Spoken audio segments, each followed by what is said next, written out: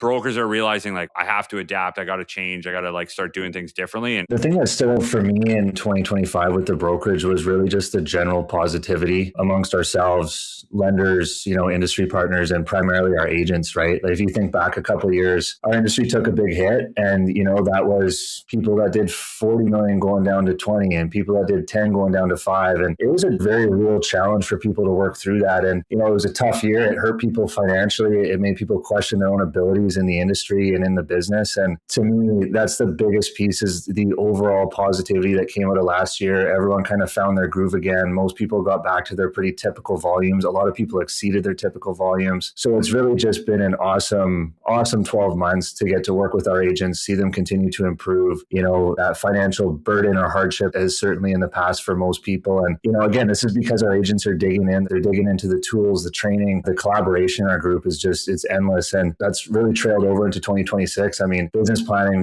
we've heard from so many of our agents about their plans, their goals for this year, and everyone's hungry and eager to get at it. And I found, in the last couple of years where times were a little bit tougher, it wasn't as exciting, January 1st. So I'm excited for what's to come. I'd echo that. Like there was such a different buzz right from the get-go of this year. I mean, the feeling that you had at some of these events that we had this past year was just different. It was people were more excited. The attendance was a lot better. And it was, our events would sell out quick. People would show up early. They'd stay late. They'd be talking. They'd be collaborating. Like I just felt like an overall different element of excitement that brokers had this year. And they were engaged and wanting to dig in more and learn more and be better. And definitely a fun year. Yeah, I would definitely agree with that. It's kind of felt more like a counselor relationship with our agents in 2024. This year was far more positive, and I think that's probably a big reason why, looking at our events, looking at all the activities we do in person and all the calls that we have with our team. And,